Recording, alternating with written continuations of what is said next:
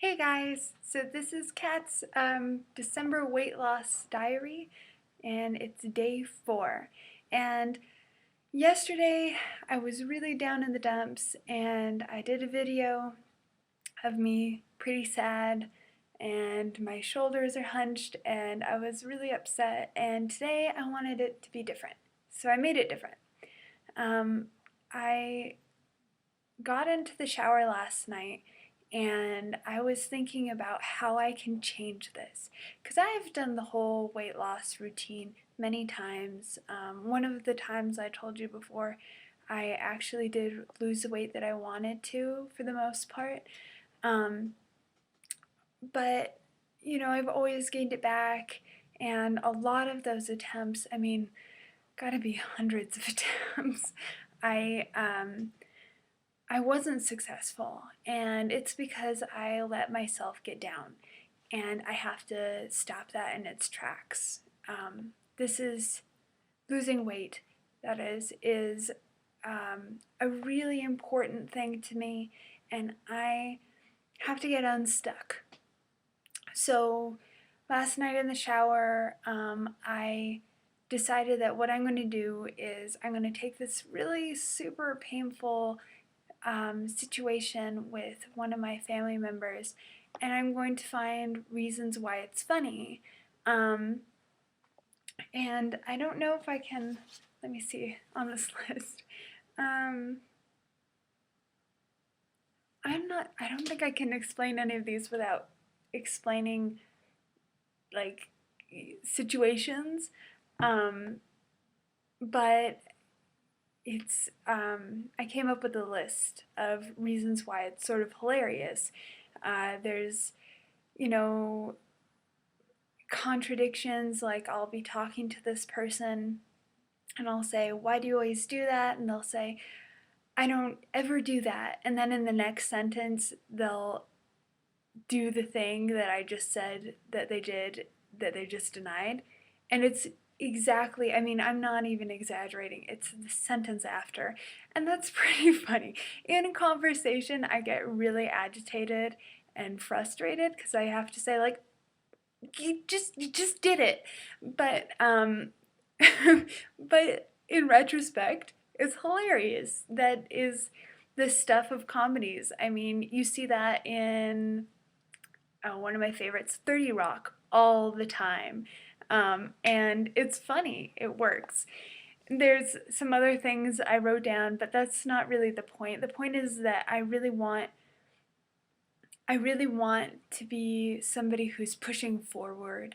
And on the way to school today, I continued that research. And something that I came up with was a couple of podcasts talking about changing how you perceive yourself in order to make strides with the things that you're working toward. Um, and I love TED Talks just in general. They're fabulous, and if you guys haven't watched any of them, there's hundreds of them. If you haven't watched any of them, I certainly recommend it. There's all sorts of different categories, from love to blossoming technology. It's just wonderful. But the thing that I found was a video by David Kelly that I'm going to post down here, down below. And it's, how he puts it is, how to build your creative confidence.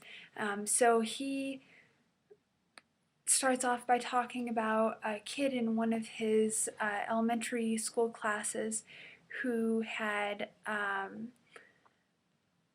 been working on some creative project with like Play-Doh, and a kid puts him down that's sitting next to him, and Mr. Kelly remembers this as being the last time he ever saw that kid do something creative, and that really apparently stuck in his mind.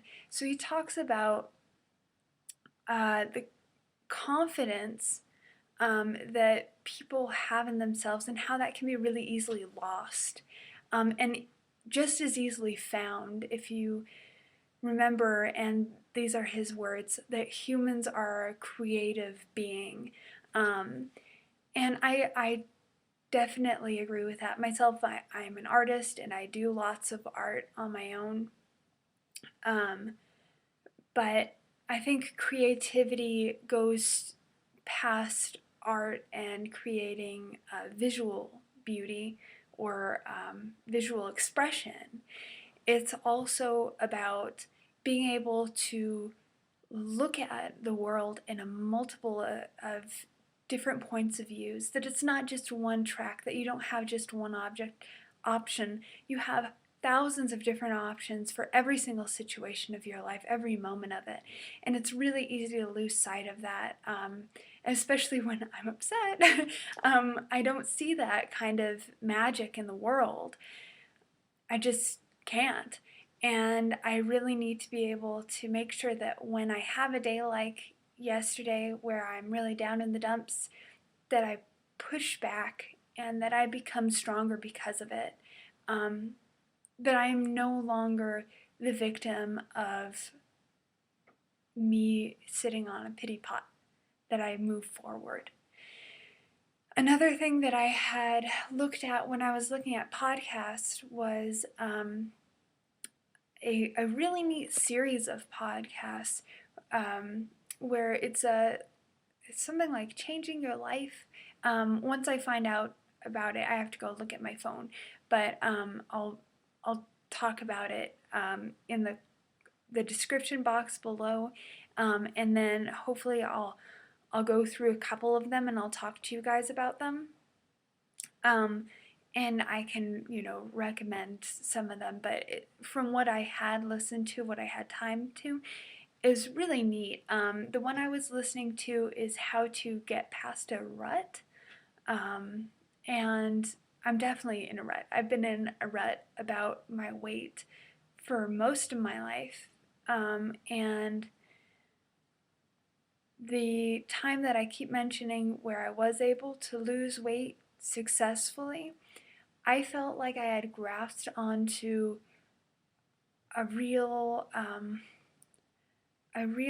savior to the rut that I've been in about my weight loss. That it's this thing that I focus on and I focus on, but there's no getting past it. There's no solution to it. I know all the solutions, but I can't use any of them. They're not helpful and they don't do anything. And then I don't succeed again and again and again.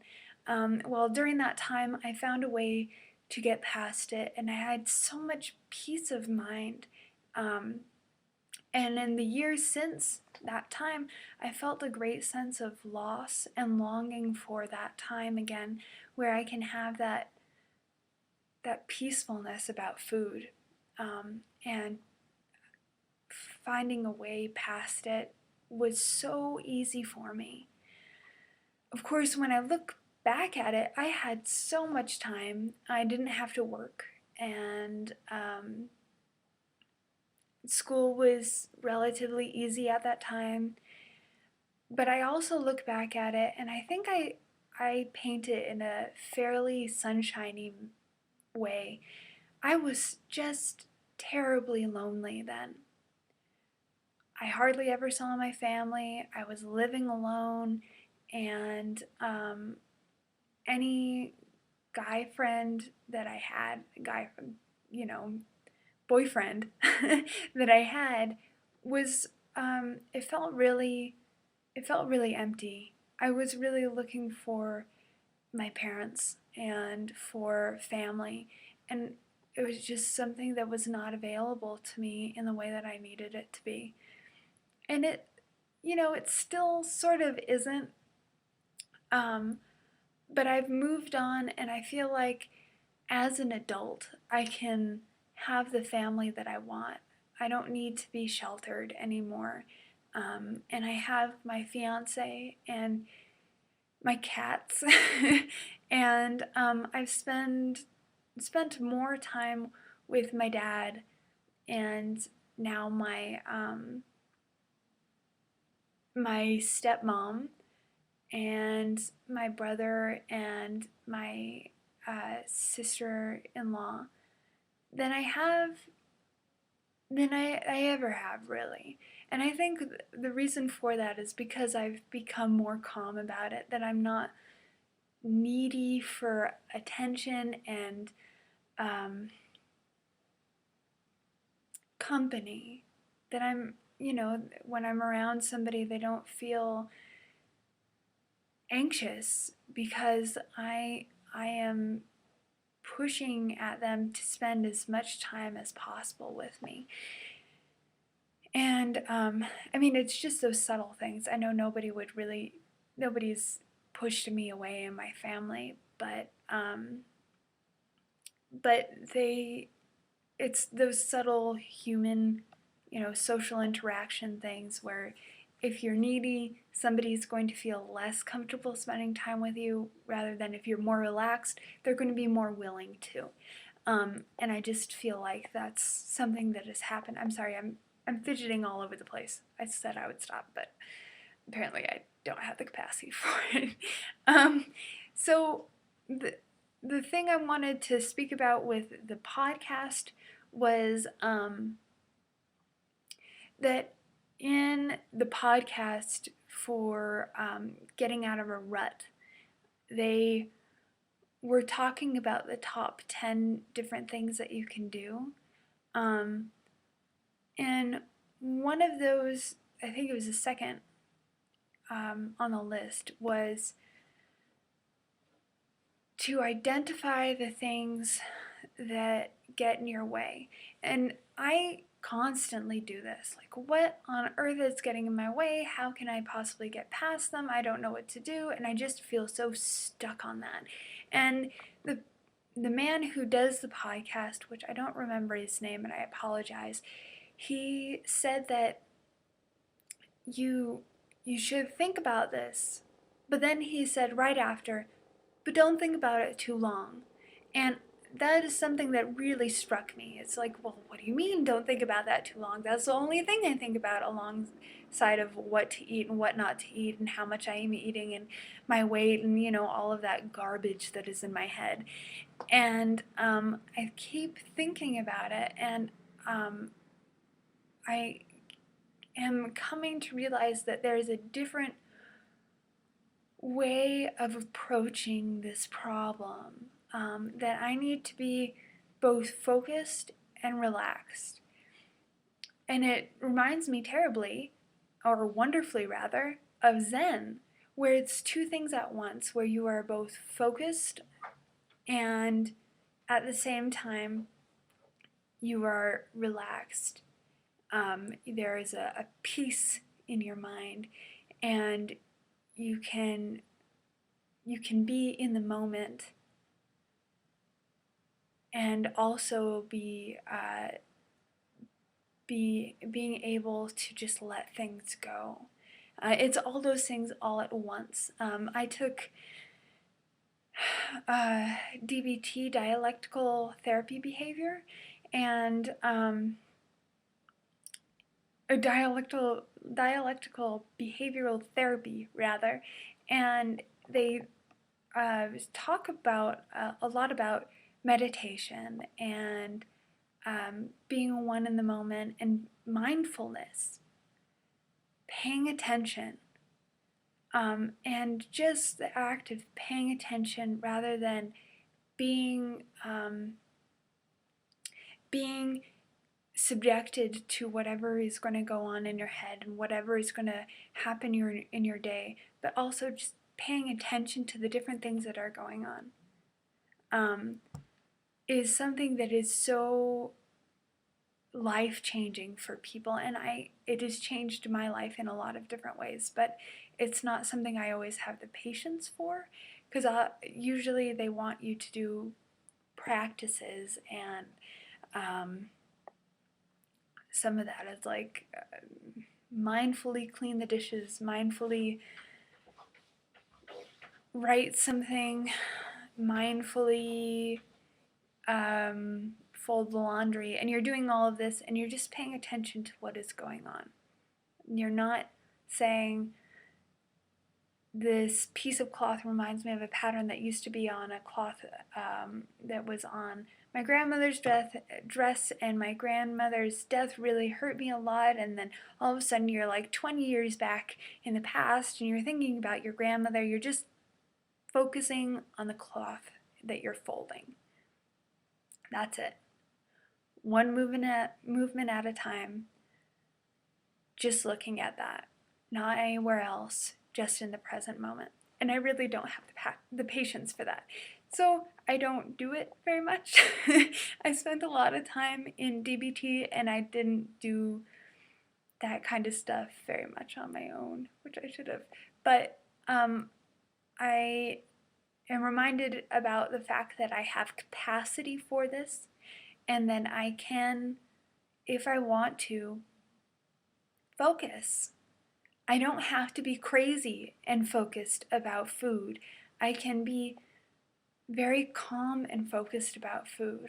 I can be focused and doing everything that I need to, rather than focused and not able to get through everything I have to do because I'm anxious about it. So those are the things that are on my mind. This is an extremely long video, so I'm going to stop it now, and I'm going to put the link to the TED Talks video with David Kelly in it below, and also right here. So I'll see you guys tomorrow, and I hope you're having a wonderful evening. Bye.